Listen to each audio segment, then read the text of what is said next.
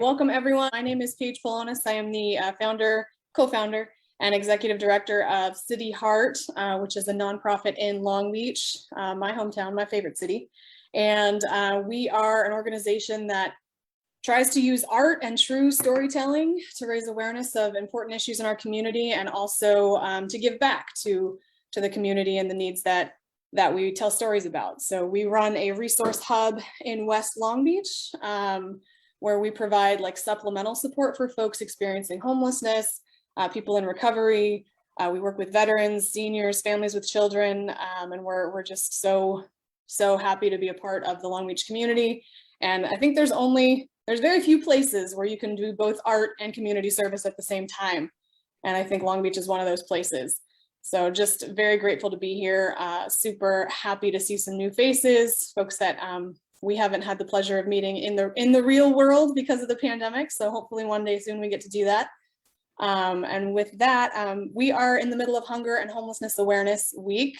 And so tonight is both open mic, bringing folks to the mic to share original work, but also raising awareness of hunger and homelessness in our community. So we're going to have some incredible speakers, some incredible original work to share, and just really excited.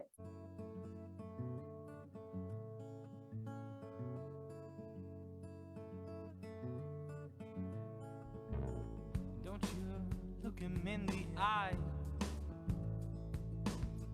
Don't you speak to him, he's full of lies. And oh, don't you give him any, cause he'll ask for more. And he'll probably blow it all at the liquor store. And oh, brother, my brother, say I love you. And oh, father and mother, help us see this through. And I will walk with him hand in hand, cause I love him. Well, he's my fellow man, and he'll come with me when I go, and he'll come with me when I go, and he'll come with me. Oh, when I go, and he'll come with me when I go.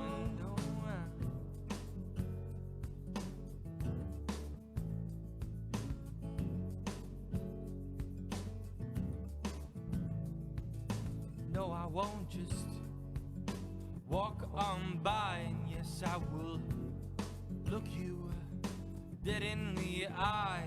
Cause brother, when we leave this place for the sky, well, we are no different in our Maker's eyes. And oh, brother, my brother, say I love you. And oh, father and mother, help us see this through. And oh, I will walk with you hand in hand, cause I love you. Well, you're my fellow man, and you'll come with me when I go, and you'll come with me when I go, and you'll come with me when I go, and you'll come with me when I go. My brother say I love you. No, my brother say I love you. No, my brother say I love you. No, my brother say I love you. My brother say I love you. No, father and mother, help us see this through. We will walk together hand in hand, cause he's our brother, he's our fellow man, and he'll come with me when I go, and you'll come with me when we go, and you'll come with me when we go, and you'll come with me when I go.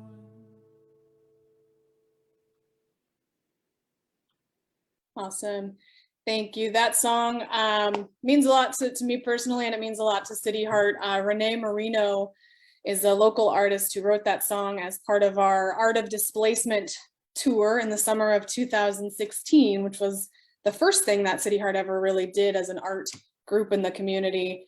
And every single voice on that track is Renee. So it's an incredible live performance for sure. And Renee is just an awesome artist to work with. So just wanted to kick it off with that. I'm going to share a poem to kind of introduce myself to you all, and then we'll throw the mic around a little bit. So again, I'm Paige, and this poem is called Growing. Okay. From the back seat of a small, dirt-covered but used to be white Jetta, between two tiny and bundled up brown-haired and giggling little girls, who too took Mom's hand resting in Dad's as we drove, to mean that everything would be okay. From a home like a microwave, warm with air too thick to breathe, and me, a tough-skinned fruit harvested too early, expanding too fast. From days of gritty silence after not mad, just disappointed. From hours spent kneeling in a cloud of incense and adoration, hand over hand and peering through lashes at streams of sunbeams pouring in through glass windows stained with sorrow and sacrifice. From tradition. From the front row of the classroom between plaid skirts and starched stiff collars and tiny fists falling open and racing to be first in the air. From expectations. From the sharp edges of the gravel and rock I've used to pave my own path. From trauma. From the scent of sunscreen and sunshine on the water. From Greece, from Spain, from Long Beach. From the black, white, and fading photograph of Papa in uniform, geared up for a free fall, parachute strapped to his back, pride in his eyes, and courage lining his jaw. From the shade of his lemon tree, now browning behind the house he built, but could not remember when his proud brown eyes fell shut. From the soft fizz of bubbles lingering in a glass of ice cubes, clinking with every sip. From the lie that achievements and good deeds can clean a slate. From trial and painful error, from grace. From I do and dancing the day before the world shut down. From patience and isolation. From Kelly green grass rolling in the wind, where with the strong, tough-skinned hands of my father wrapped around mine, a sunshine yellow kite once flew. From forgiveness. This is where I am from. And from this bed of rich, complicated soil, my branches will be stronger, my fruit will be brighter. All right. Coming up to the virtual mic, we have Abraham Kamani. Very nice to meet you, Abraham, in the virtual space. Yes, thank you. Great to see you. Thanks for the invite. I am also from Long Beach, California. Grew up on the north side, Paramount, between South and Cherry. So I'm gonna have to get involved with your organization because I've always wanted to specifically do some kind of activist type of work in the community where I grew up. So, I might have to touch base with you on that and see how I get more involved because it seems like a great organization. Thank you. And because I'm a fan of the arts as well. So, all right, I'm gonna just go ahead and spit all three of these and get on out the way. One is specifically related to the theme, and the other two one is like a love piece. But actually, the other two are more like love pieces. So this one I did for a workshop yesterday. It's called "What a Difference a Dollar Makes." $1 bill, 100 pennies, 20 nickels, 10 dimes, 4 quarters. It may seem like a little change, but it has so much value to someone who woke up this morning with absolutely nothing, uncertain if they will be able to buy some dollar value food from McDonald's or go another day hungry. What a difference a dollar makes to a food insecure person who wants some change, who needs some change for one square meal. So I pull out of my pocket and give them some change because one day my conditions might change for the worse. And I may become foodless and want for change, in need for change, because I'm just a paycheck away from poverty. All right, that's that piece. This one I also wrote for a workshop. And part of the prompt is we had to substitute a person with a number. So the number took place of a person. And in my case, the number is a substitute for my wife and I. We've been married for 13 years. So this one is called 13. 13 are teenagers in marital years, young lovebirds doing grown-up things in the bedroom, under the covers, behind closed doors.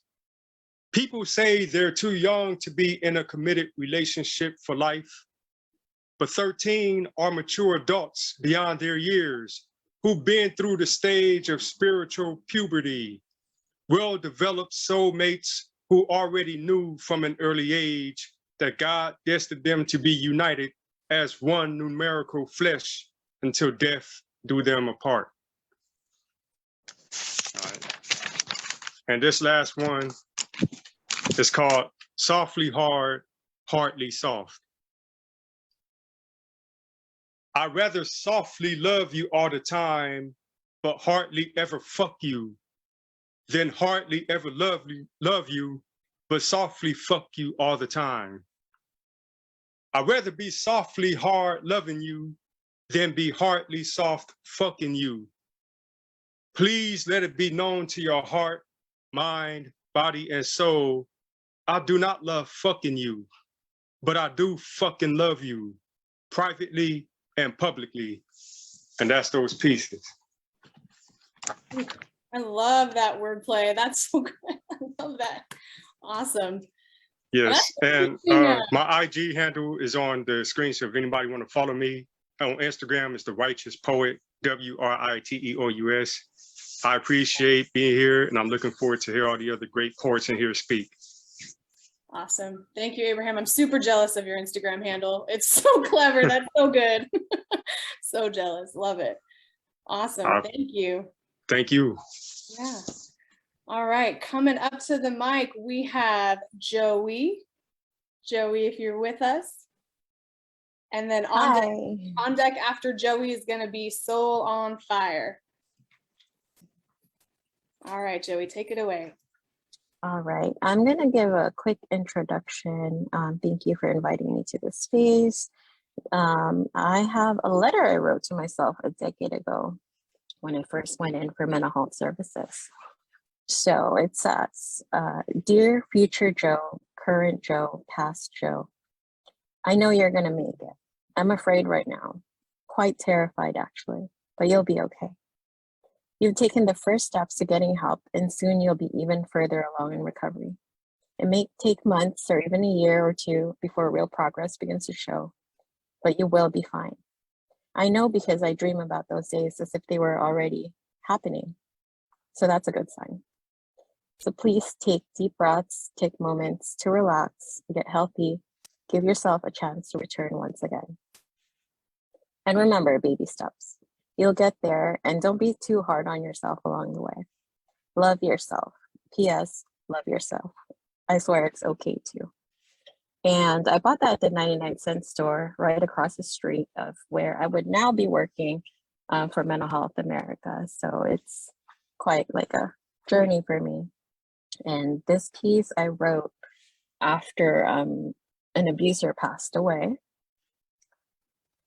I came to America at age 8. In my adulthood, for years and for many reasons, I evaded the Filipino community. I never really understood why, because most of my memories were blacked out. For years to come, in tiny pieces, although their entirety still remains fragmented, clashers came to visit me in my nightmares. But the realness of it all were still unknown to me. For most of my life, I lived with a crater in my soul. Foreign to my first 8 years of life, and the only connection I felt were vague yet intense feelings of anxiety, pain, and fear. And then, like finding a large broken piece of glass on the ground underneath my physical shell, I stepped on truth unexpectedly. I knew what finding that piece meant. It fit right into my body that felt a rush of adrenaline, then a slowing down from the heaviness of losing ground, from the shattering sharpness of unspeakable wounds. Then I remembered, I'm a writer. I want to slowly reclaim my identity, heal the roots that I've marked poisoned for what seems like lifetimes ago. One day I want to remember and reclaim, I am Filipino. May the weight of the secrets you made me carry pass away with you. May love and healing reborn my soul as I breathe life not darkness, into my child. May light enter into the crater in my soul and lift me up, not just to tell this story, but a story of strength, resilience, and power that may lift others up to tell their truth in the process. And I have this final one. It's actually called I'm Not Safe for Work. And I'm an advocate, I'm a mental health advocate. And one thing in homeless shelters is that they ask about if a person is taking psychiatric medications, they have to be compliant. And I'm just really not down with that, because you can't fit people into a box when you don't know the whole history and why they're choosing that. So I've been in the mental health field for a while now, and yeah, I've seen people be turned away from shelters because they're, refusing to take medications. And again, it's not a one size fits all. So here's what I wrote. This is from my personal experience and also as an advocate. You closed the door and I felt it slam on my face. I might be wrong for being set in my ways, but if we had a heart-to-heart, could you just try to see a human being in my place?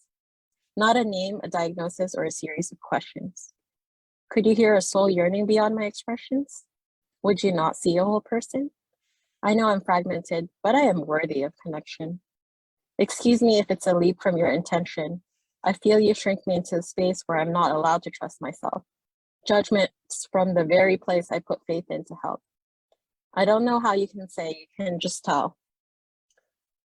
Not even God knows me that well. Oh, is it final? Is it clear? You don't even know how ready I am to be here. From hiding in fear, wanting to disappear, to being present, vulnerable, and sincere. And from that little girl that was deprived of safety, love, and connection, I derived strength enough to find the will to survive, and courage to give my child a chance to thrive. From my brokenness, the light will shine through, a mosaic of the beauty undefined by you, passion, grit, and creativity that you cannot subdue. See, I know you mean well, but is there room to review? I know I'm not supposed to take it personal, but it is personal. Don't you believe that we are not one-dimensional? I say these words not to be wise, but to speak a language of those still hoping for the sun to rise. It's plain exclusion while you see a compromise. Whatever happened to self-determination, empowerment, and autonomy? I got me this far with such a heavy burden to carry. So trust me when I say I know what it's like. That's why despite the adversity, I still have the ability to practice empathy. That's why instead of burning bridges, I want to build community. So why the polarity? Why the set in stone splitting of the decision where the power lies solely in your possession?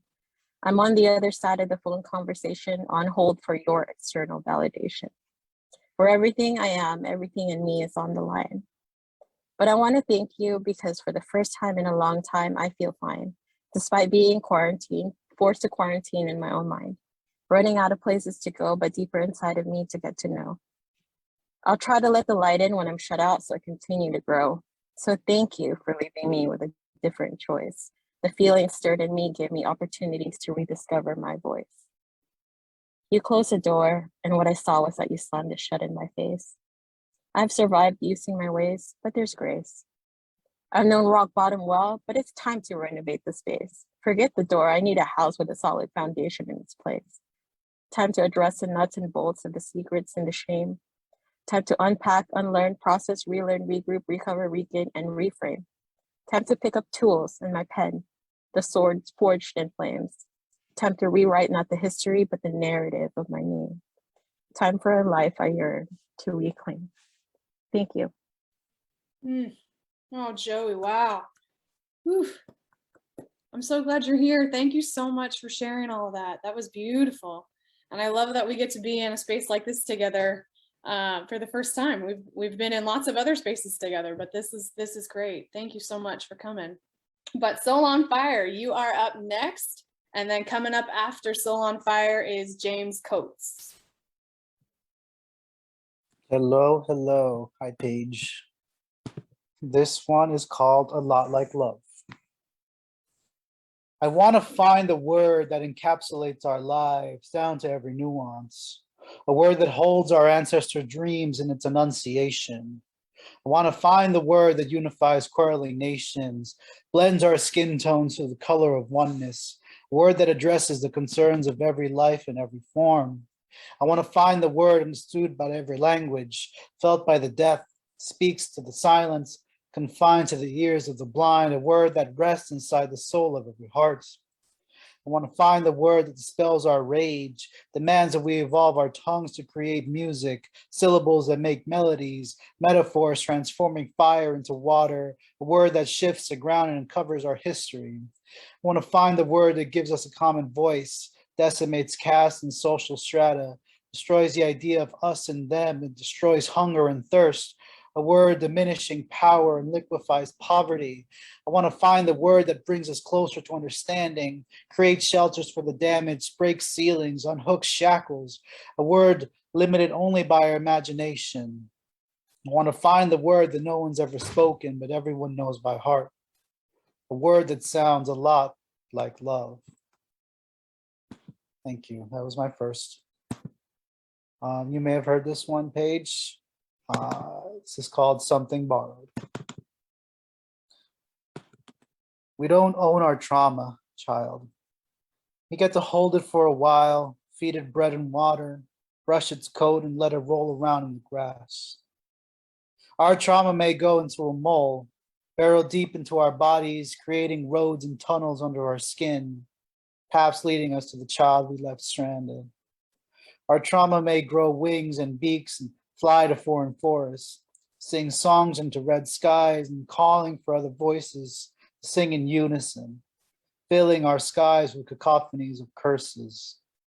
Our trauma can manifest into a wolf, traveling heavy in packs, never settling on one prairie, hunting, foraging, howling together, finding other lone wolves along the path, leaving only their marks in the field of snow.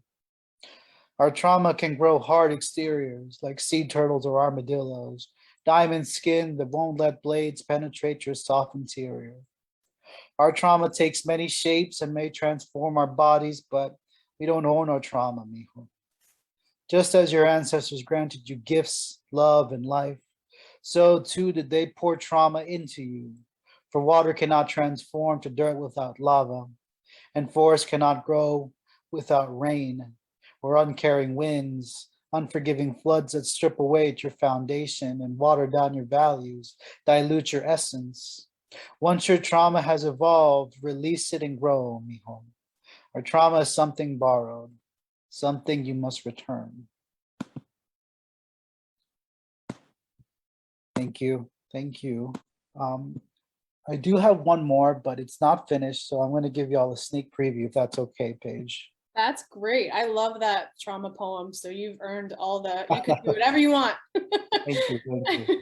So, not finished. I wanted to jump on the theme of homelessness and poverty. So I started writing this before the class, but definitely need to cook it up a little more. But this is what I got so far.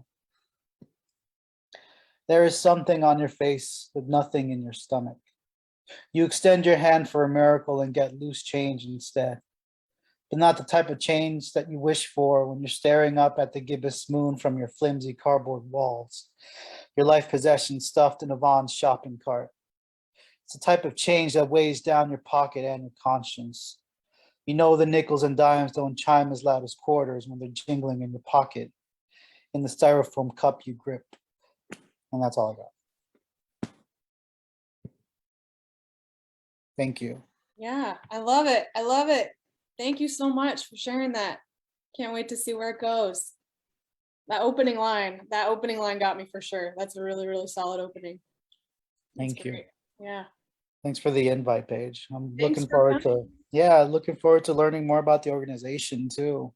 Yeah, absolutely. And I speaking of, I'm kind of a lame co-host and a lame co-founder. My husband Izzy is on the Zoom and he is co-founder of CityHeART, and I failed to introduce him, so I apologize.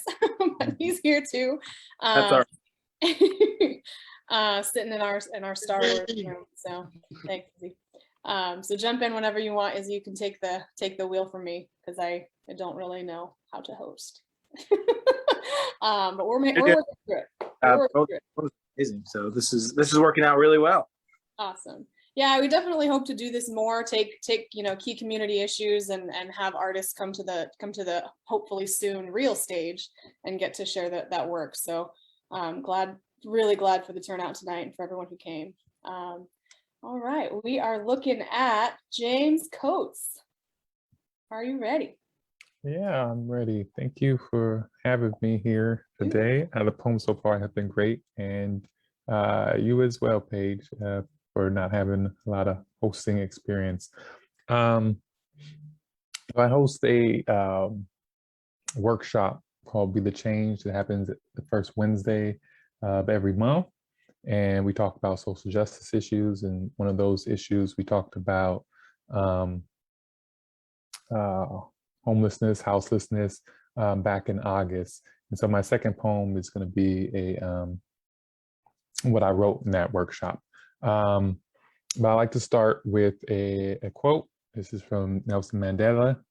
He says, "Freedom is meaningless if people can't put food in their stomachs, if they have no shelter, if literacy and disease continues to dog them." My first poem is going to be out of my collection, Midnight and Mad Dreams, that I worked on last year during CLI. And the poem is titled Appetite. Sharing the little we have helps us all. Don't make us beg for the food we grew. A piece, just a small piece of the apple pie. America, the land of plentiful inequalities. Outside the window, looking at the feast, delicacies of bread, bacon, and fine cheese. Hunger like we've never known before. Was everything gone, even the crumbs? Everything was gone, even the crumbs. There was more than enough to go around. Some people take and take even the dessert, even what we spent our whole lives making. Drunk off the power of exploited labor, they eat until their gluttonous bellies burst, consuming the city, country, continent. More for them, less for us, until we all die. So that's the first one. And then this next one was the one that was written in the workshop. It's titled Facing Eviction. The sheriff posts that fluorescent colored sign on your door that is no longer your door. He does not care if your stuff is inside. Your child's baby formula, Pampers and wipes, your food for the week, clothes for work, your young student's school computer imprisoned in the room that you used to read him bedtime stories. The officer will tell you he has a job to do, his eyes all judgment, expressing, how could you let this happen? Your job is to provide for your family and you failed. It doesn't matter, your job decided it was more cost efficient to downsize your position. You are guilty of failing your financial duty to society. Even if unemployment you paid in for 20 years decided not to pay you the money they promised, how embarrassing. Forced to make your RAV4 your shelter. You pray a friend or family member takes pity on you and offers a couch or spare room for you to inconvenience. Housing is not a right. It is a privilege in this place. Landlords, banks, and the city needs their money, price gouging the most vulnerable pockets until every dirty dime has been siphoned from souls. Can't have shiftless people freeloading off the system. The world needs you to be somewhere, just not where you are, not if you can't afford it. You don't have enough money to purchase dignity, to take up space outside of your skin. Once you're on the street, people don't see the human. They're too concerned about not finding themselves in your position to help pull you out of danger. Rather, look away during your slow descent into the suffocating quicksand of the unforgiving night. Thank you. Wow, thank you so much. I could see everyone just like all in on that last piece. Thank you so much. Wow. And where can we find your collection? So it's not out yet, but it'll Okay. be out next year, probably around summertime. It'll be with at Sims Library for sure. But you can all follow me at Mr. Loving Words, and I can drop that link on Instagram in the chat. Awesome. Absolutely. And let us know when it's out and when there's a signing and when we can come and hear more from you. Absolutely. Definitely. And you're all welcome to come to the workshop first Wednesday as well. Awesome. Can I say something, please? Absolutely, Jamie. I'm listening to this poetry, and you guys become successful. You guys owe me money because y'all telling my life. You guys are telling my life. This is everybody's life. Yeah. It's wow. It's deep. It's deep. Yeah. Wow. Jamie's. And Wow. Jamie's is our speaker tonight. So I'm so glad you're here to hear all of it. Glad to show you what we do, what we get to do, with words. And with images. I'm excited, Efren. You're coming up. But for right now, we're gonna go to we've got Alias Big Six coming up, and I'm sorry I didn't warn you about being on deck, but Alias Big Six is up, and then Efren, you are on deck. So I'll share screen when you're up, Efren. Awesome. Hey everybody, can you guys hear me? Paige, you're doing a great job. Thank you for inviting me tonight. I go by the name of Tommy Domino, but one of my stage names is Alias Big Six. I'm excited to be here because I really believe in this cause. I was homeless at one point. I had my family and I was out of a house. We sold a house, whatever, and they foreclosed and we lost the house, and then we couldn't find a place. And then we had to live in a living room. And I remember that feeling, going to work and not having a place to live and lay your head. So this cause is very, very close to my heart. I know what it feels like. And when you look at the news, you see some people have $300 billion, people can sit around with that kind of money. I mean, and there's only 6 billion people plus billion people in the world. So the person could have, can donate $6 billion and still have over $290 billion left and give everybody $1 billion. So I guess that's the way it is. But anyway, to the poetry, I'm gonna do a piece from my book. It's called Cans and Maybes.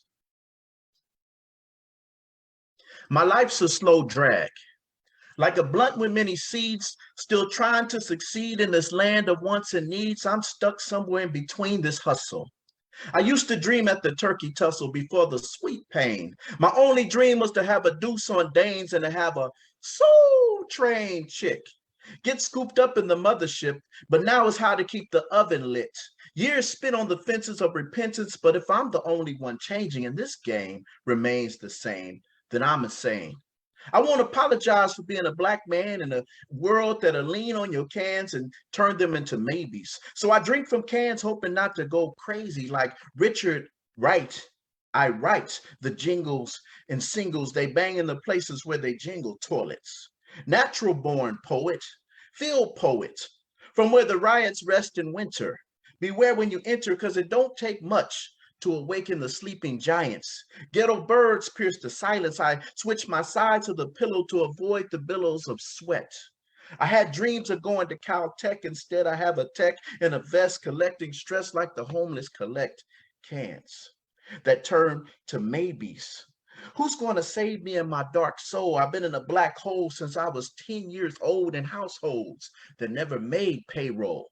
So we became caseloads, singing our dreams in plush studios. Some folks call us enchanted because I'm no longer in the Congo with a bongo. I sit in Morongo with last month's rent. Soul so spent, I done went bankrupt.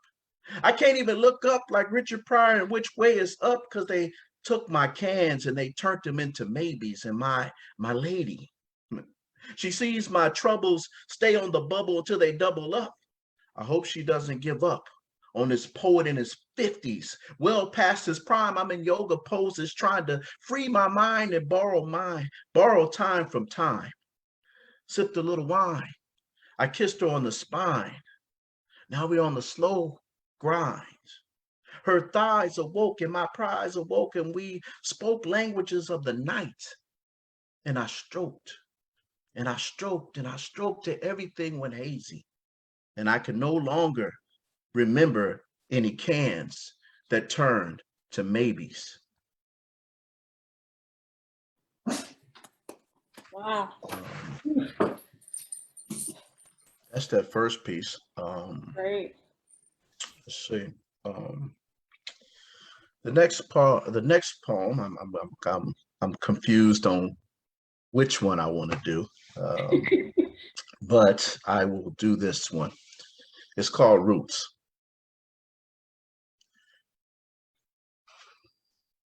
I'm poet laureate of the juke joint, chiseling words on back of Heineken wrappers. Seasoned rapper, decade removed from Beach Street, baptizing beats, bee-hopping, receding hair crop from the Jerry curl days.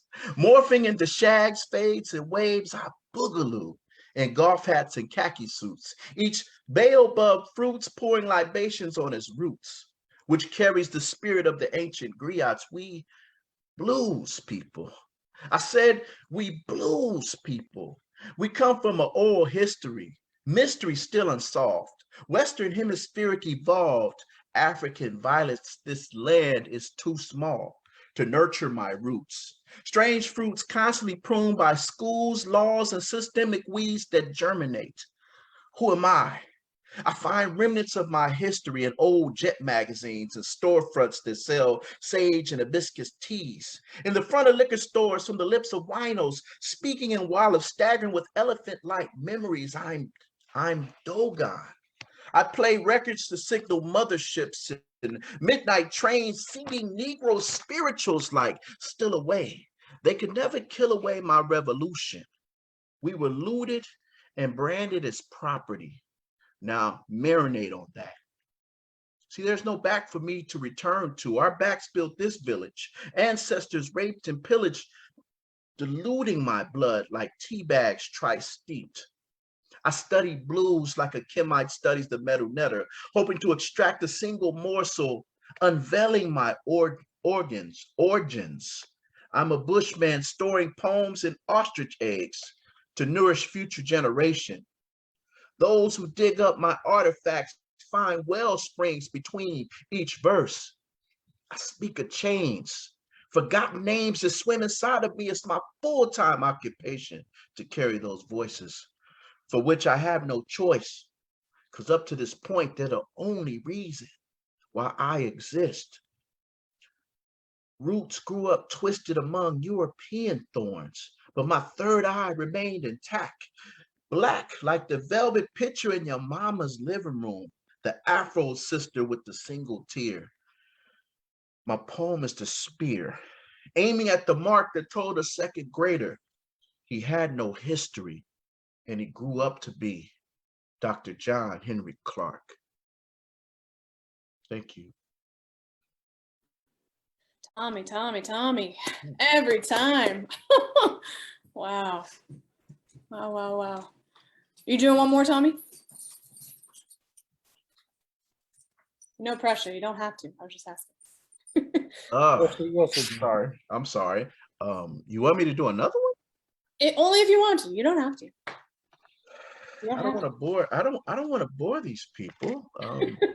They're here to see the incredible artwork and all the amazing speeches and performances tonight. I'm looking forward to that. I'm sorry, I got emotional. I'm sorry. Oh, great. It was really amazing. All right. I will do Blackbird. This one's called Blackbird. I'm a blackbird. I was born with clipped wings, singing the chirpy blues to yesterday's already lost. Internal compassed and crisscrossed my path along rugged trails. No place to call home. Nomadic I roam the earth, gazing at clouds shaped like cowrie shells. Restless orphan egg, bred in a dingy nest, the rest, options few. Same field, same house, same blues. Sorrow moves through my veins. Mama's name is lonely, and daddy's name is pain. It's like my fate is ordained to a one-way lane, zigging and zagging landmines, colliding to a dead end. I extend my pinions towards a blue sky, the only place with space enough to hold these tears I cry. They say, why you wanna fly, Blackbird? You ain't ever gonna fly. Why you wanna fly, Blackbird? You ain't ever gonna fly. We gonna flunk you in them schools. We gonna lock you in them jails. We gonna preach about heaven as you rotten as hell. Who told you to break the eggshell, Blackbird? Who told you to breathe? Who told you to believe? Try to maim your wings with whips, chains, and bloodstained history books. Try to denigrate your soul in the belly of ships, Blackbird afflicted with the gift of Orisha spirits, tarred feathers, paragliding on blue notes, soaring and on the hopes and prayers of the ancestors. Issue at the crossroad of fate. Ain't Merle, Penny, for me they await. Gravity may delay my flight, but I will flail these brittle wings. I will flail these brittle wings. I will flail these brittle wings till the day I close my weary eyes. Why you wanna fly, Blackbird? You ain't ever gonna fly. Why you wanna fly, Blackbird? You ain't ever gonna fly. Whew, I'm so glad I pressured you into that third one. That's one of my favorite poems like ever. And when I heard you do it the first day of CLI, I was like, oh man, the bar is so high. So thank you so much. It was great to have you. All right, Efren Luna. I'm gonna share my screen and I'm very excited to share these images with you guys. They're beautiful, absolutely beautiful. And Efren, it is all you. Whenever you are ready. All right. So this is my first open mic, I guess ever, because I'm more in the visual arts. But I do have a mic, so hopefully that. So open mic, I'm a visual artist, and I am a Long Beach native, born in Mexico, raised in Long Beach, and art saved my life.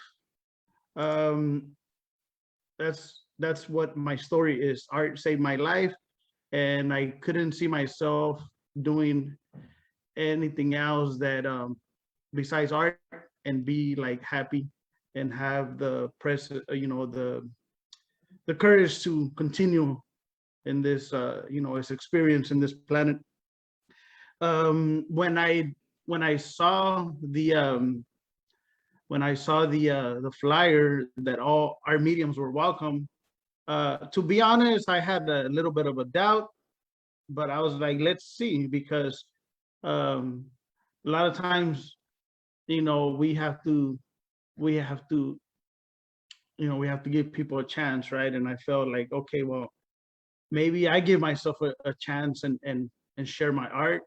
But the way I connect my art to the homeless awareness month and what the theme of this night is that without the art, I would probably be like not be here, like I said, or not have the courage to go on. That's my personal story. So I was looking into your organization and the 5 core programs, and the first 2, number 1 and number 2, are what kind of got me. I mean, everything is awesome, but like for me particularly, the Art from Ashes, where you include community therapeutic art workshops. That's something that I thought that this was awesome, to raise awareness over the critical needs, and everyone that from the community is invited. That's something that resonates with me, and I'm glad to be part of this. The other one is the artsy, the therapeutic art workshops. Again, focusing on the various individuals, transitional age. I had experience working with youth and transition with with transitional age, with state situations and things like that. And I think art is an essential element. So that's how I connect my art to the theme of homelessness. Not to sound like, but like the word homelessness, right? Like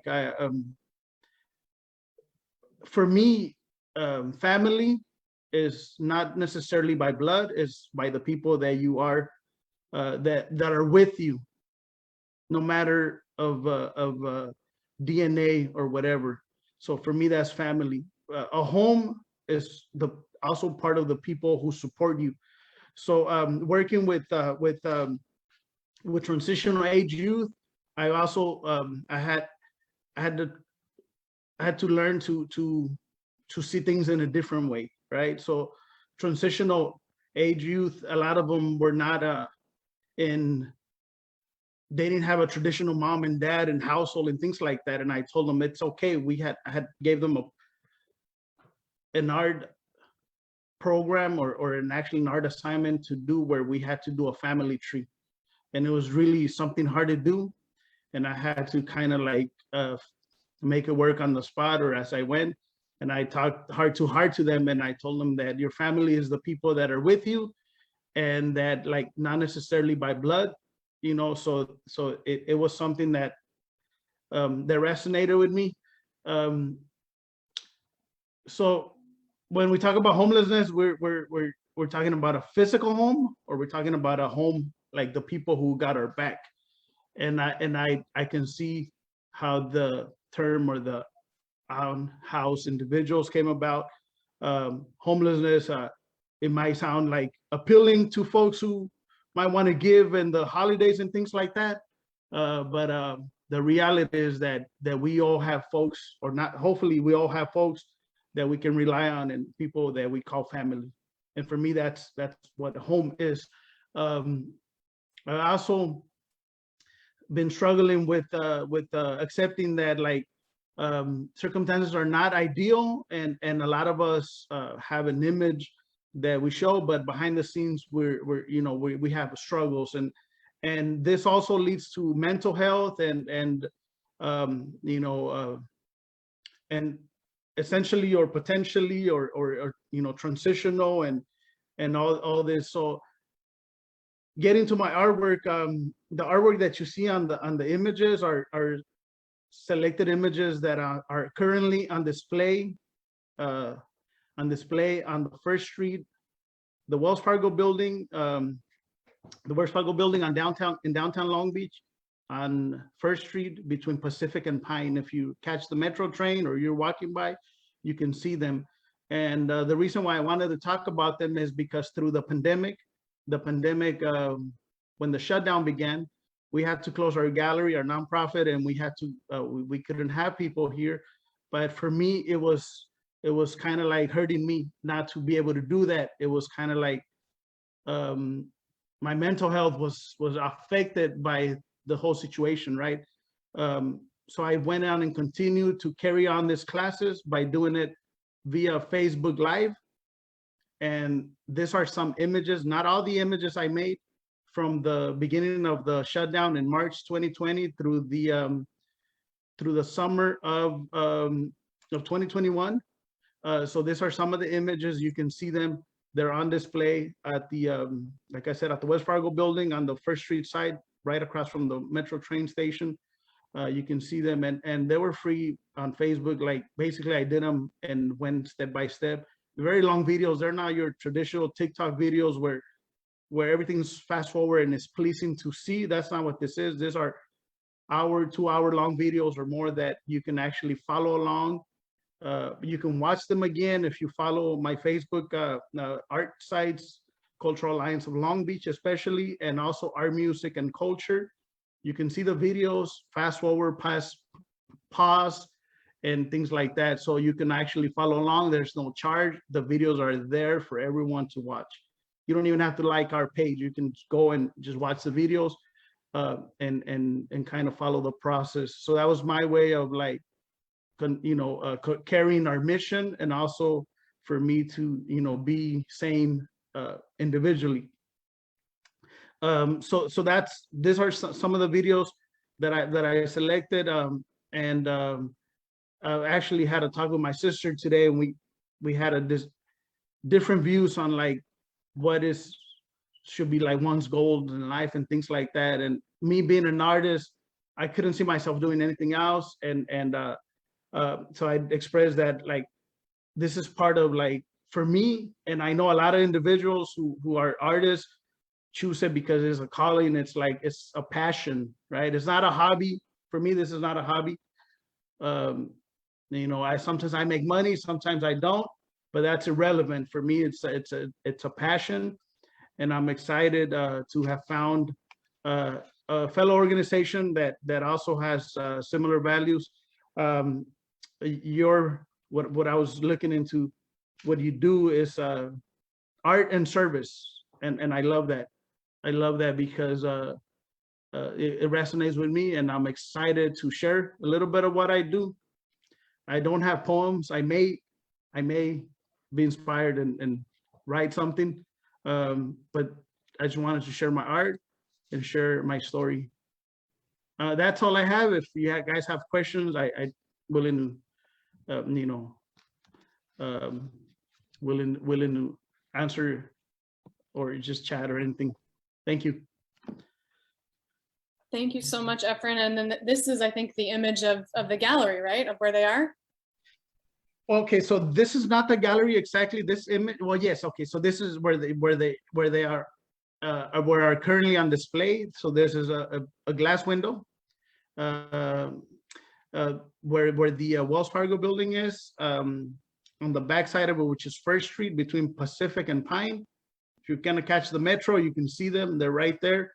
And all of them have a video where I started from scratch, and I kind of guide people how to like different ideas to get inspired.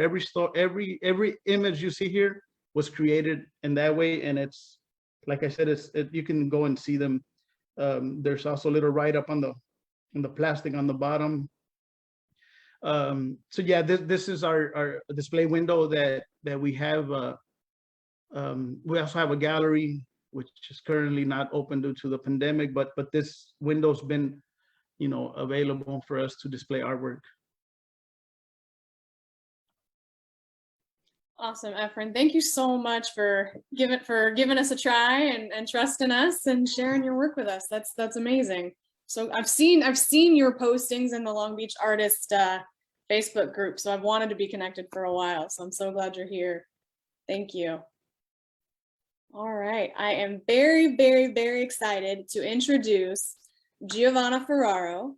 Gio, I'm going to spotlight you so that while you speak, you're all we see. And know that we are streaming live to Facebook, so we do have a few folks that have been following along all night. And I'm just going to say this before Gio takes the mic, that when CityHeART first got started, we were a group of artists that wanted to use our art to serve the community. And we were going out and meeting people who were experiencing various, just various life experiences. We were meeting people in Lincoln Park back when people were hanging out at Lincoln Park, and giving people, homemade sandwiches. And we were walking along the LA riverbed and just trying to meet all different people in Long Beach and hear their stories and have that kind of fuel the artwork that we were creating.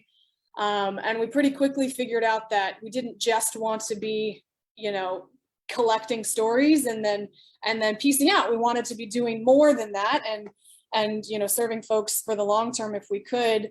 And Gio was one of the first people that we met when we first got started, and I'm very excited to hear what you're going to share about with your upcoming film, because I think we share, there are some myths about what it means to be experiencing homelessness, and there are some ideas that I think, ideas and you know, the experience is not one size fits all. And I think that that's just really important. And Gio taught us that when we first got started. And for that reason, we gave our very first ever Heart of the City Award to Giovanna Ferraro. And so it's all kind of full circle as we finish our 5th year. Something that people told us at first, you know, don't start a nonprofit, you won't make it past 3 years, you'll never turn 5 years old. So it's very full circle for us to be hitting that, you know, young infancy, like early childhood. We're like we're children, you know, we've grown. we're not little babies anymore at CityHeART. So very happy to have you, Gio. I'm going to spotlight you, and then I'm going to stop talking. So it's all you. Thanks for having me this evening. Yeah, I remember that. It's time flies. We had that, you had that award ceremony. How many years ago was it now? That was that was 2017, I think. Wow. Okay. A while ago, yeah. Yeah. So yeah, I'm a big Long Beach community like advocate in the sense of our homeless, community and those experiencing homelessness. But I'm also just a big advocate of Long Beach, right? Long Beach is a great, diverse city that is special. It's definitely not Los Angeles, and it's not Orange County. It's the LBC, right? So I started here simply because I went to school here. I went to the university, but the reality is Long Beach quickly turned into home for me. And I met amazing people as yourself and have become, the family for me is not just my mom and my brother, but it really was this community in Long Beach that became a family for me. So when I opened my gym in downtown Long Beach, I wanted to make sure I was responsible in giving back. And I was already doing homeless advocacy. So I just continued doing that as I opened my business in downtown Long Beach. And lo and behold, fast forward, here I am 16 years later doing homeless advocacy in downtown, getting in the trenches with people like yourself and the city, and really trying to help people with resources, connecting them with whatever organizations we can connect them to. And it's really personal to me because my father passed away, a homeless man, 16 years ago. And so this is how I've coped with that loss in my life and that trauma in my life. And so, yes, I give back, but at the same time, it's therapeutic for me. And then here we go. We have this pandemic that hits, and I lose my business. My gym is now me in a van going to the beach because I had to shut down my brick and mortar that I had for almost 8 years. I did not survive. My brick and mortar did not survive the pandemic.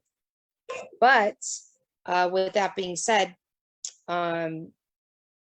during this downtime, I was going through it, and I decided to write a short film. And it's going to premiere at the Art Theater on 4th Street, December 9th. It's going to be a red carpet premiere. And the short is about seeing through the lens of someone experiencing homelessness. It's a short story, so there's a story to it, and I don't want to reveal too much, but it really tries to help kind of put these myths that are out there in our community to rest. Okay, because we have a lot of myths and misconceptions about people experiencing homelessness. And because of those myths and misconceptions, I don't believe people are being treated the way they should be. with dignity and respect. I think we're losing touch with humanity in terms of the way people are being treated. And I just can't do nothing about that. If that was my dad still out there, unfortunately he passed away, but if he was out there being treated in the way that I see and hear, and the way people are being treated who are in these circumstances, it would break my heart. And I just have to do something about it. So I wrote a short. It's coming out December 9th, and it's we're gonna have a Q&A at the end of it. Doors open at 7 p.m. Come in, grab a drink, find your seat, mingle. 8 o'clock, we'll start the film. Like I said, it's about 26 minutes. It's a short, and then we'll go into a Q&A after that. And it's really about bringing awareness to the truth of what people are experiencing out there, and really trying to, put to rest all the misconceptions. And it's exciting. I'm nervous. I've never done anything like this. And the only reason this film was able to happen was because I had a network of people who I was able to pull together and make this happen, because there wasn't a budget. This is homies helping me out. I literally paid for like 3 main things, which was a filming permit, insurance, and food, because we had 3 days of filming, 12-hour days. I had to feed people. So, that was it. Everything else were friends and people I knew to come in and help me create this script that I wrote. And I hope y'all can come see it and get some clarity, and maybe a little bit of information about what the need is out there. Absolutely. Gio, is it okay if I ask one question? Please.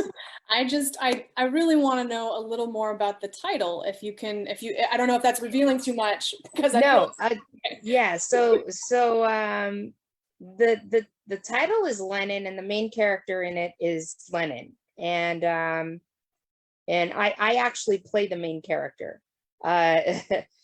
My girlfriend plays the other main character, and then a bunch of homies play everybody else.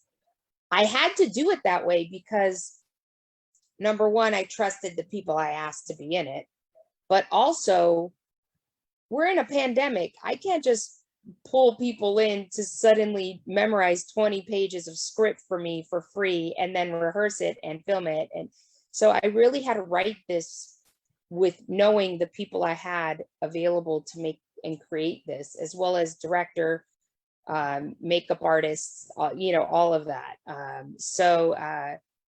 It was an amazing collaboration of people and friends. And it's called Lennon because the character's name is Lennon.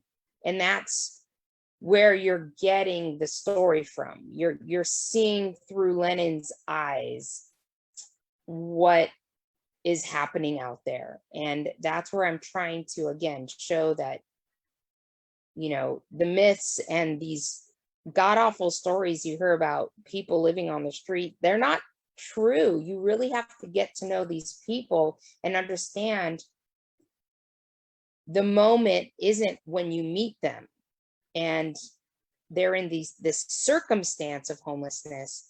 The real story is what led up to them being in that circumstance. And that's what we're missing as a community, as a society. Our policies, our politicians, our government is really missing that part. They're really not understanding this backstory of how the person got to where they're at. And if we could truly understand that better, then we'll understand how to fix the problem, how to help, how to really be part of the solution, instead of just putting band-aids on this crisis. And Lennon is the character that I've created, who is not the extreme person, because I think a lot of people, when they think of someone experiencing homelessness, it's someone that you see pushing a grocery cart, who looks a certain way, who maybe is acting in a peculiar way that they don't understand, who, it's these extreme circumstances. But what a lot of people don't understand is people on this Zoom call right now represent what we see out there. It doesn't have to be this extreme person, although that is part of it. It's also people who look like me, who look like Lenin. And I think that's really what I want to make sure that this story is being told, that it is a brother, a sister, a mom, an uncle, a cousin, a coworker. So, I just want people to understand the truth. I'm so excited. I'm so excited to see it, and I'm such a huge fan of you that I know it's going to be awesome. Thank you. Just so counting down the days. Does anyone have a question for Gio? Anything? I mean, I don't know how much we can ask, because I know you don't want to give away too much, because we want to No, see you can ask, and I'll do my best to answer whatever I can answer. I mean, it's really just it's actually not, it's a good story. I mean, yes, it's gonna light fire under your ass. It is going, sorry, can I say that word? You're good. Okay. It's also gonna push some buttons, but it's also a good story. There's a heartfelt moment. I do want people to understand it's a good story, and I encourage you to come check it out, Awesome. Mauricio, I see your hand up. You have a question? I do, Giovanna. Thank you so much. I'm really looking forward. I want to learn more about the movie and join the night. I wanted to talk a little bit, I guess a personal experience. Around where I live in Bixby Knolls, it's like kind of northern Long Beach area. Yeah. It's a pretty well-to-do neighborhood, but it seems like the homeless population are moving like further inward this way. And the true story that I've mentioned is I was part of a cleanup group, but I dropped out of it because the cleanup group was, I think the coded language that they would say and use around us was they were trying to reclaim parks, and they want to have decent people at the parks, which is a veiled way of saying they don't want homeless folks, they don't want drugs, or kind of making this false equivocation of like homelessness and dangerous people. So I guess my question to you is like, how do you respond to people that say that, with like, by kind of like setting them straight, but also not just making them hostile towards you? Because like I'm passionate about, this cause. And the reason why I wanted to start, some sort of cleanup is to kind of address this homelessness issue in a way that is respectful, and not in a way as some of the members did before, like call the cops on them. So, I'm glad I'm out of that group. It was kind of like stumbling into it. I enjoyed it at first, but I think after I started to hear more and more of that language that they spoke, I was really turned me off. So I don't know if you could speak to that a bit. I appreciate it. Absolutely. And I'm happy to hear you say that. When I first started, because I started advocacy work in Pasadena, that's where I was living prior to moving to Long Beach. But when I moved to Long Beach, then I started getting into advocacy work here, and I work with multi-service center, rescue mission, everybody. I'm involved. But let me tell you, when I started working with the city and some of the organizations here, I do not try to educate on those experiencing homelessness the way I did. Meaning, I, as the advocate, learned some of the brainwashing that was going in there and what you're talking about, some of the language being used, some of these rules we need to follow when we're trying to do this advocacy work. And at first I was just open because I thought, you know what, let me be open to hearing everything. And then I came to realize, wait a minute, this is discrimination. Yeah. Hold on, wait a minute. Yeah. This is wrong. No, wait, that's not cool. What are we doing? No, what are we teaching? So I just want to say that because I want you to understand, even myself, I used to try to teach how to help people experiencing homelessness that I now would never teach that way again. So I want you to know we're constantly evolving and understanding it. But here I am 16 years later. And I will say that you cannot treat people who are in such dire need, right? Like they don't have a home. So that means public spaces is their home, right? And so we have to respect that. We have to take a step back and say, you know, the fact that, you know, this person may be in a park, in an alleyway, on a sidewalk, is because they don't have options. And some will say, well, why don't they go to the shelter? Or why don't they go to the multi-service center? Why don't they go to there's a reason they're not there. We don't know why they're not there until we sit down and have that conversation with that individual. But there's a reason they're not there. We don't know what their past experiences has been. And so we have to respect that. You have to meet someone with where they're at. And if they had some experience in a shelter that was not safe for them, maybe they did. And maybe that's why that's no longer an option for them. Someone may not have had that experience and they're in a shelter and they feel safe. Respect that. We have to meet people with where they're at. And so when you ask me, how do we deal with people who say, why are they here? What are we going to do? Right. They're making the parks dirty. They're blah, blah, blah. They're criminals. They're right. I will throw at you this. How many criminals are living in homes? Oh. Yes. How many immoral people are living in homes? How many people break the law every damn day and they're living in homes?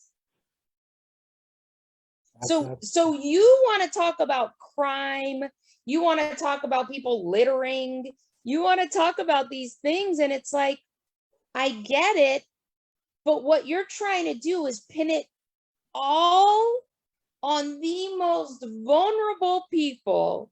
You want to kick them when they're down? Yeah. You're equating. You're taking a characteristic that is not. It's like that they're just basically taking like dangerousness or danger and applying it to a whole group of people, homelessness, and it's lazy thinking. It's the same as discrimination. It's the same as discrimination. racist Absolutely. thinking. It's the same as that. Yeah. And it doesn't mean that they don't cross, right? Everything is intersectional, okay? So sure, I'm sure there's people out there experiencing homelessness that may be, you know, doing things that are potentially illegal. Yeah. But really, you're gonna kick that person down? They're homeless. They don't have a home. They probably don't have family. They probably don't. They're struggling just for the basic necessities. So let's meet them where they're at and let's try to help them. And if you want to try to do this BS of they're criminals, they're you know, we hear so much bullying. Yeah. And it's like, I don't hear you bullying people living in homes that are doing the same type of behaviors the way you are them. Right. So right. There's that You double know, standard, right? Oh, well, it's it's in a their double home. standard Yeah, for yeah, sure. yeah. We would see a lot of addiction problems and mental health problems if we had glass walls of every home living in America, people living in America. Yeah. If every home in America is made of glass walls, we'd see a hell of a lot more addiction issues and domestic violence and all these things that people want to pin on homeless people, but or people experiencing homelessness, but we'd be seeing them inside homes. You can just hide it in a home. Yeah. You can't hide it in the street. Absolutely. It's out in the open. And I think that's what people are kind of scared about too. When they see, the truth of people in the streets, they think, oh, it's never us, but they don't understand that. It's like that or even worse, behind the privacy of people's walls. Yeah. Of course. Yeah. Thank you so much. Like that was exactly what I wanted to hear and more, just because I don't know how to formulate what you just said before. When the people that I used to volunteer with would say these rants of, oh, we need more decent people in the parks. And, like I felt how you feel now, but I didn't know how to like eloquently like respond to that. So my best decision was to just walk away, but thank you. Yeah. And these people are people experiencing homelessness, they're going through trauma. There's some trauma there. There's some loss, whether they lost family, they lost jobs, they lost their homes. Every single day that passes, their mental health is being shifted. Every day they're out there, it's shifting. And then they got to go into survival mode. Yeah. Survival mode in and of itself will make you make decisions that may not be logical to someone, else who has a home and a good paying job and all those things. Right. So you got to meet them where they're at. And to sit there and judge someone who's already in that circumstance, you're the fool, not them. You are. Yeah. And that makes you a bully. So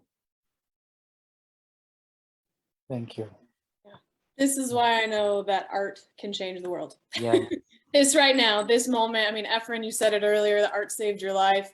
Gio, you're using the most creative form to tell this story, to raise this awareness and make this change in our community. And I'm just so excited. Thank you so much. thank you. Yes. Did December anyone- 9th. December 9th. Mauricio, I see you. How many criminals have homes? That is a poem right there. I heard that line. I was like, I need that in Yeah. the piece I'm working on. That's a poem. That's right. That's right. Because think about, if you even think about, right, well, I don't know if I should say it, but like, even if you think about our jail systems, right? Like, my God, they're a mess. They're a mess, right? Like, so we use this word criminal, we use it for oppressing people. We love to use the word criminal to oppress people, whether it's classism, racism. Those are the two biggest. It's horrible, but people love to generalize this term criminal. And it's like, but why don't we look at like the biggest criminals in our world? Government, politicians, corporate America. People Those are aren't some of ready our for that biggest conversation. criminals. That's the thing. They're not ready for that type of conversation, but it's true. Yeah. Yeah. And the idea of that, of just even like I'm just thinking of like my neighborhood. If we were all glass houses, like you said, what I might see, in a regular, ordinary neighborhood of Long Beach. That's Yeah, crazy. you'd be driving through going, oh, look, they're over there. Right. Some substance abuse going on there. Keep driving. There's another house. Let's look through their window. Oh, they're being violent. Okay, and I'm not saying it's okay. I'm not saying, but what I'm saying is it exists in homes. Right. So let's not pretend like it just exists with people experiencing homelessness. Yeah. Absolutely. Thank you so much. Thank you so much, Gio. So excited. December 9th, we can buy tickets, $10 on the website of the Long Beach Art Theater. Yeah, awesome. I will see you there for sure. So excited. Awesome. Well, I'm going to go ahead and introduce our final speaker for the night. We have Jamie's Shuford.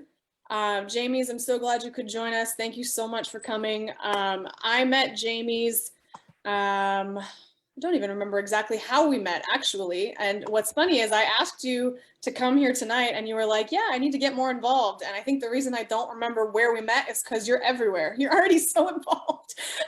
So Jamie's is founder and executive director of a nonprofit called Skid Row Advocacy Group, and very, very much involved in serving the community of individuals experiencing homelessness and food insecurity in Long Beach. So it is my absolute pleasure to introduce Jamie's, and also a board member on the Long Beach Homeless Coalition as well. So as I said, very, very involved. Jamie's, I'm going to spotlight you, so now we can all see you. Hello, everyone. I'm Jamie Shuford of Skid Row Advocacy Group Incorporated, and also co-director of East Village Food Pantry in the city of Long Beach.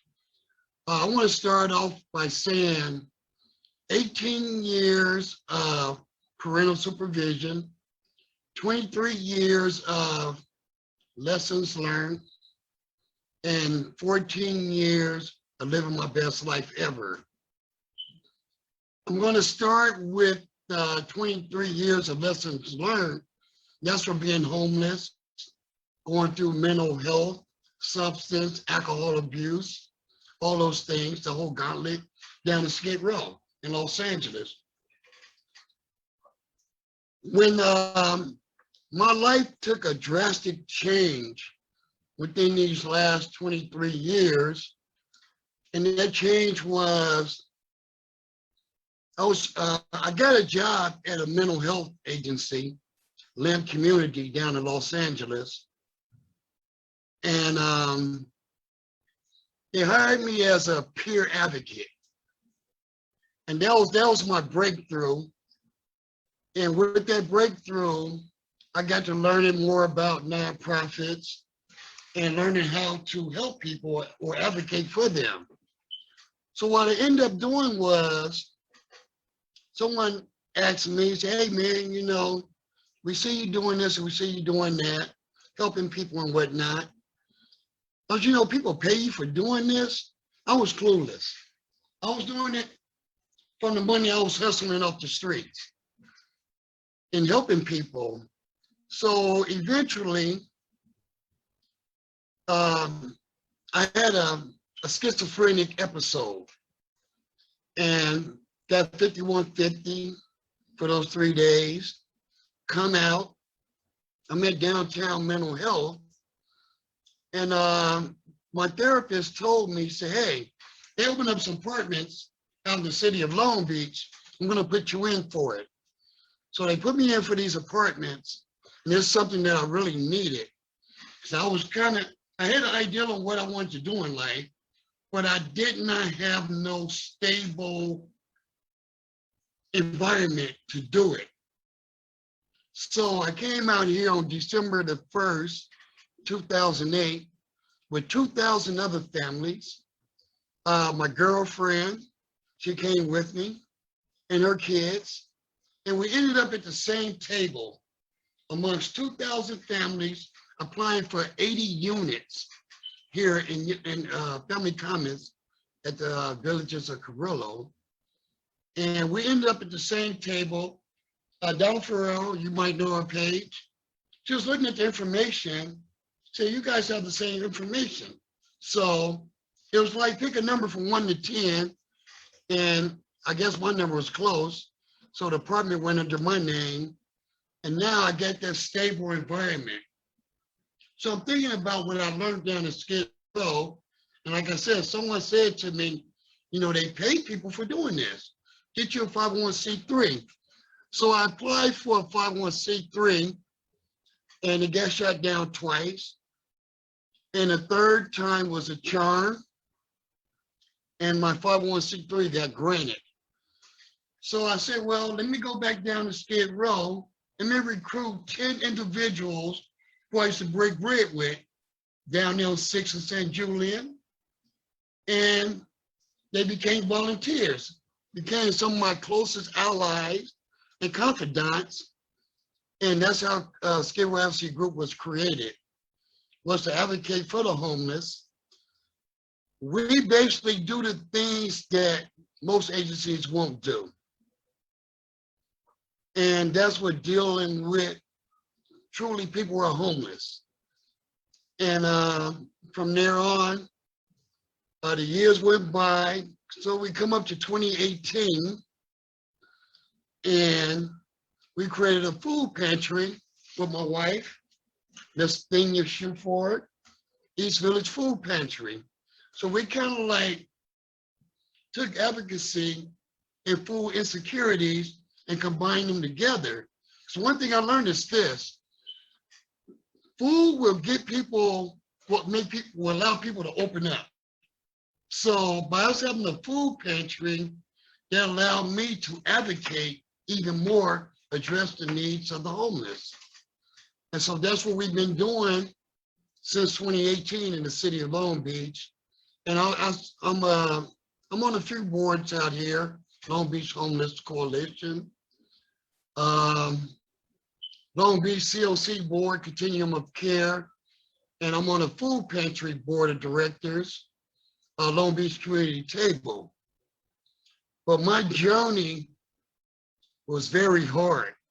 These 23 years of lessons learned was very hard for me. And with these lessons that I learned, I advocate, inspire, and motivate other individuals who are in my same situation for them to get off the street. So this is what I do presently. And I thank Paige for inviting me to this open mic, because I feel that I need to do more. I believe I'm not doing enough, but I'm all over the city of Long Beach. And I get out there and I advocate for the homeless out here. And that's what I do. And that's what we enjoy doing. And that's something I'll probably be doing till I'm 62, until my daughter turns 18, and I will get arranged to her to follow up my work. But homelessness is a serious issue in the country. Los Angeles and Los Angeles County, Long Beach as well, and all the surrounding cities. And it takes individuals like myself, Giovanna, Ms. Ferraro, take individuals like us, Paige, our poets, by telling these stories about what's going on in life. Because life has its ups and downs, and there's more downs as of lately than ups due to the pandemic. And it's time for us to get more involved and get more people, more awareness of this issue of homelessness in the city. And yes, art does change the world. And that's why it's so good about poetry. And we got to do more. Everyone don't want to be housed. You got to understand this. For whatever their reasons, they don't want to be housed, but we've got to keep on trying to get these individuals housed, one way or other, or bring them to a better situation out here. And I just enjoy my work. I enjoy doing what I'm doing. And Ms. Ferraro, I was involved in 2 movies that was relating to homelessness as a consultant, Homeless Ashes. I don't know if you ever heard of that movie. It's a movie. It's a short, right? No, it's about what, an hour and a half? Oh, It's okay, not no. short. It's out of United Kingdom, Mark Zammit. Okay. You can look him up on Facebook. I will. And MacArthur Park. I was a consultant for both of those movies. Actually, both of these guys are my friends. Mark Zammit, he's a friend of mine through social media, through my Holonis.com. That's why I do all my social media work at. very little on Facebook unless it carries over to Facebook to the, what's that, liquorgrams? That's what they call it. Yeah. But anyway, in McGraw Park, I'm very involved with homelessness, very involved with it. And we just got to get more people aware of what's going on with homelessness. You guys already know this. The poets knows this through their poetry. Like I said, you're speaking about life. And Ms. Ferraro, you doing your movie. And we're looking forward. We're going to be there to support this movie. I will blast it through my social media to get more awareness for you on this. Because we need these type of movies. We need this. And you just got to keep on doing what we do. You know, we got to keep on doing what we do. And I'm very grateful for my journey, my 23 years, which I did not call lessons learned. I call it oppression, racism, the whole gauntlet. But when I really when I started enjoying the best years of my life, the last 14 years, I said, these are lessons learned for me. And I'm taking these lessons to teach other people in a preventive measure relating to homelessness and poverty. And I thank you guys. I thank you, Paige, for allowing me to be here with you guys to share some of my story. There's a lot more to it. We're in a process of writing a book, Skid Row Advocacy Group. Now we're working on part 2, East Village Food Pantry, Miss Enriquez.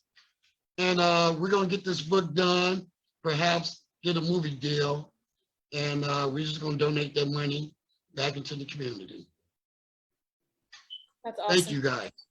Thank you so much for always being willing to share your story and to speak about your experience. And I feel like you in particular, because you're so involved, we ask you to do that a lot. And I just appreciate how willing you are to share and to, you know, let others into your journey and into your story. So thank you so much.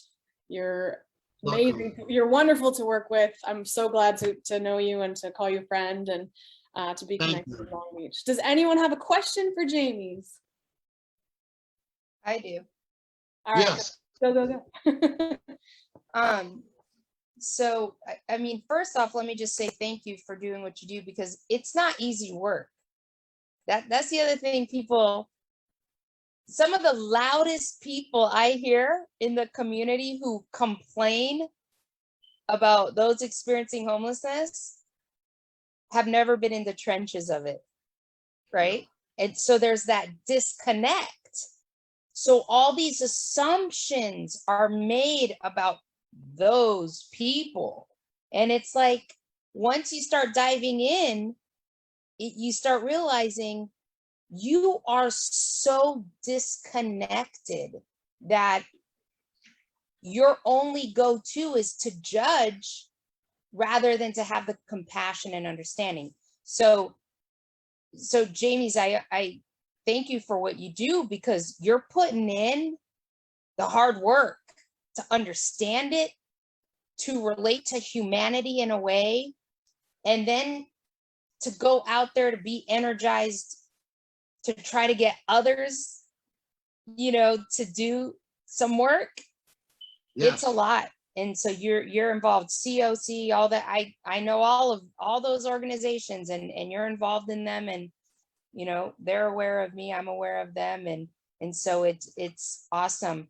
I'm going to ask you this question because you're in it. What do you feel? Because I have my idea, but what do you feel is the one thing, if you could say, man, I want our community to understand this main point about people experiencing homelessness with what your eyes have seen, what your ears have heard, and all of that, what would you say that is? Storytelling. You got to tell the story. Storytelling. Each individual has a story to tell. And I learned that this country thrives on storytelling. You got to tell your story. Yeah. You got to tell that story. Yeah. And that story got to Obviously, go into yeah. the right ears. It got to go into the right ear. So it's all about storytelling. You know, people got to take that time to sit with an individual. That man that's sitting in front of the liquor store, laying in his own feces and urine, that's homeless. And, you know, the normal person will, you know, walk by, stop and say, what's your story? And that's how you get involved. Yeah. And What's I your think, story? yeah, Go ahead. I think too, people, you know, because my father passed away a homeless man, I don't just see just a person in a situation like that. I literally see my father every single time I see someone experiencing homelessness. And so that's where it hits me different, right? It's going to hit me different. And so I try to tell people, well, if that's your son, your daughter, your mother, your grandfather, your coworker that you walk by and that they're in that situation, how does that hit you? It's going to hit you different. And that's what I want you to remember. These are human beings, man, above and beyond, all day, every day. Absolutely, absolutely. These are, like you said, our brothers, our sisters, our mothers and our fathers, and just human beings, period. There's no way in the world that a country as great as ours, that people are living in these type of conditions. You know, well, if you look at our homeless, and you look at a third world country homelessness, well, we're in the United States, they're doing good then, the homeless. But the fact is, they are homeless, they are in poverty, and that's not supposed to be. And I'm just going to keep on doing what I can do, and to do my part to eradicate this problem. James, thank you so much. Gio, thank you so much. I'm so glad you could both be here to share your stories, to share the work in the community that you're doing. And I'm very excited because we have one final poet who's going to get on the mic, and that is Nobody Flowers. I have 2 poems to share, if that's okay. This first one was written like years ago when I spent some time in DC. And I think it was like, aside from me coming from a really bad town, it was my first time seeing homelessness up front as like an adult, you know, and it made me really think about how we're all a part of this huge, it feels like a play almost, like we're all just playing our little roles. And I just thought it was so crazy that I was watching people like in the nation's capital, like just step over homeless people, you know? So I kind of like wrote this trying to put myself in somebody's shoes who would be in that situation or whatever, but it's thematic at the same time. But it's titled A Puppet's Plight. How do I, a mere puppet, convince the audience who laughs that I'm just not crazy? That I'm not comfortable with a hand up my back, regardless of who made me. And since you're the only ones who see the strings, you're the only ones who can save me. But watching you watch me, I notice things, how you ignore the strings. Surely you hate me. As long as I'm the joke, no one's poised to replace me. But it's funny, because you don't see your own strings, yet you laugh at how they play me. I'm just here for your entertainment, how often your life is boring. Filling seats in countless stadiums, just looking for decent stories. I'm here to make a statement about what the author thinks is important. But if everyone's a puppet, who really enjoys it? Yeah, I just like to talk about how, like, some people don't understand that we're all connected, and we all play a role in other people's failures. But I've never taken any pleasure in that, whatever. But I'll move on to the next one. And this next one It's like a work in progress. I'm still working on it, but I wrote it for this open mic. It's called Small Change. I went to see the richest man on the planet the other day. Wisdom shows on his face with a beard growing old and gray. He lives near a pile of broken skateboards behind a major grocery store with food he can't afford. From where he would sleep on his pillow made of concrete, he can see them empty their fridge of unwanted meat, the poultry, the beef, all of it tossed out into the streets, hitting the pavement to a privileged rhythm and beat, never to be eaten, not even for a taste, only to be spoiled, and only the hungry see it as waste. In the shadows of our everyday lives, behind what most see as enemy lines, with the poor army who ride into battle with sharp shopping cart drums, this king lives in a cardboard castle with a moat of Pop-Tart crumbs, surrounded by salty soldiers sifting through the sidewalk slums, looking for any sort of change to grab before their hands go numb, because it gets cold at night, even in Southern California. He tells me, my people are looking for two kinds of change. I said, well, of course, they're looking for any kind of money. And he corrected me and said, they're looking for change to buy something to eat and a change of heart and humanity. Both are in short supply at the moment. And then I asked him, as we started to play our weekly game of chess, how much money have you saved in your lifetime? He responded with a question, but in kind. How rich is the man whose homelessness is a crime? A proper answer to that never reached my mind. With all of its riches, society can't afford to pay attention, and he can't afford to pay the fines.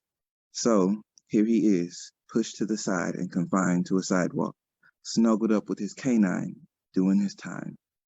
And he explained to me, simply, I don't have a bank account on account that I couldn't get a penny for my thoughts often enough to make deposits, all because I kept getting nickeled and dimed by a system that only cares for quality profits. Freedom, peace, and harmony was the cost of $1. Money never brought me happiness, so I gave it up. Why bother? I thought about that the entire time we played, and it haunted me until I got up to walk away. But I turned around to him again anyway, handed him a bill and said, regardless of how you feel about it, you still need to eat today. He said he could do well with a smaller bill, and it would save him some pride, less shame. I told him he taught me a lot that day, and that I paid attention, so he could keep the change. His words were worth more than I could give him. Wow. Wow, wow, wow. That's an incredible story, Nobody. Thank you so much. Thank you for letting me read it. Yeah, thank you for being here. I'm so glad you came. Oh my goodness.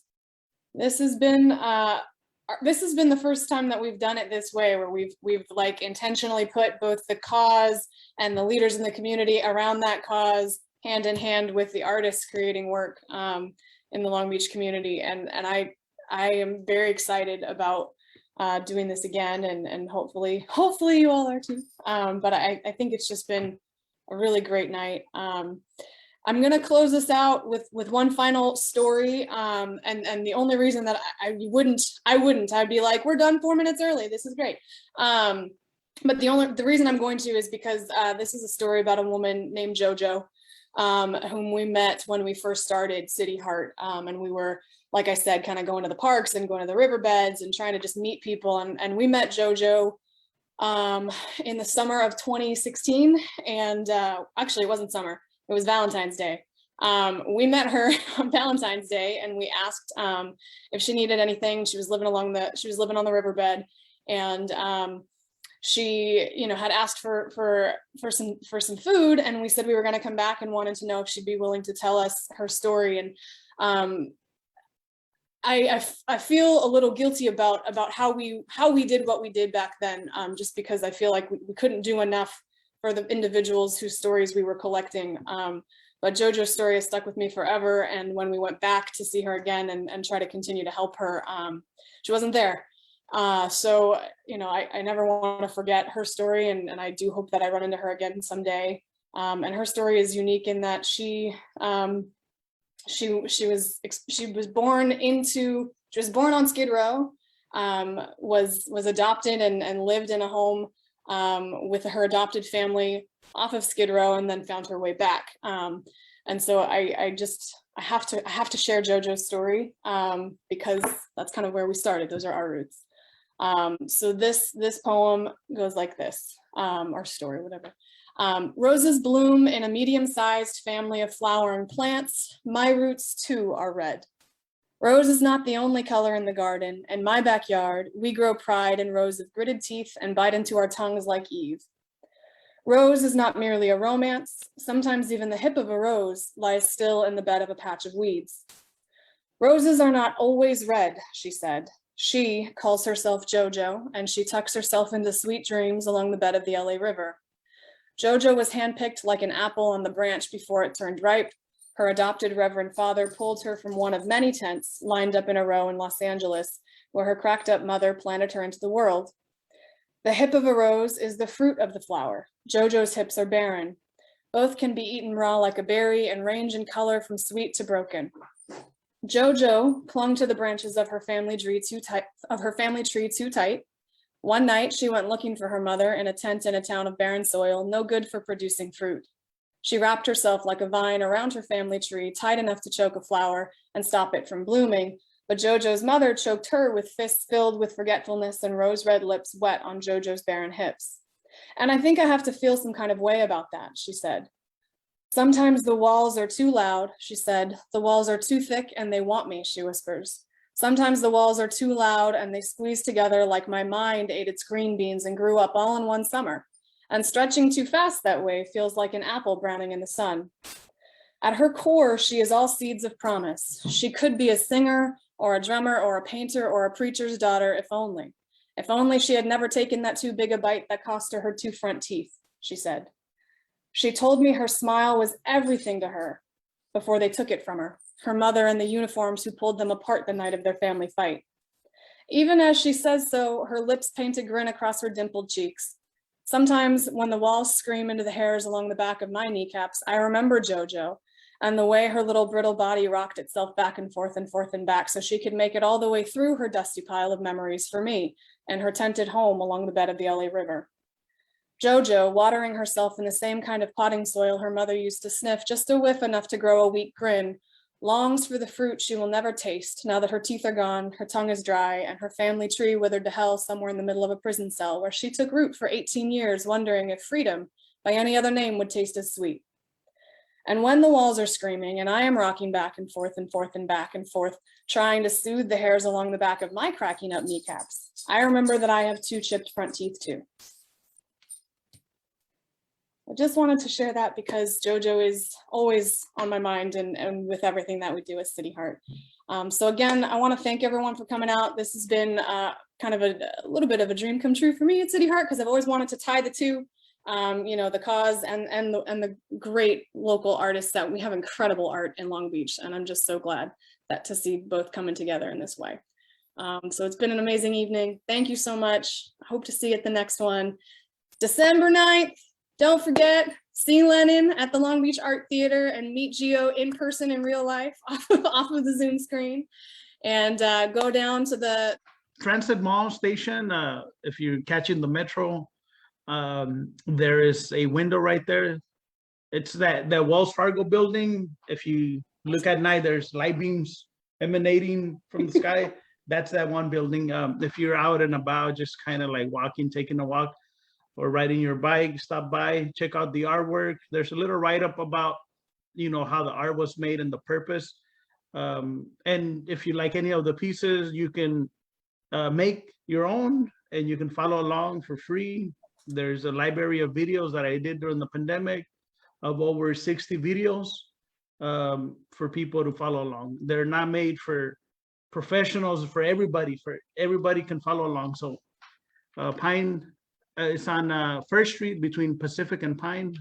Okay. Across from the metro. Thank you. Awesome. Thank you. Have a wonderful night, everybody. Find each other on Instagram. Thank you. Yeah, absolutely. Take care.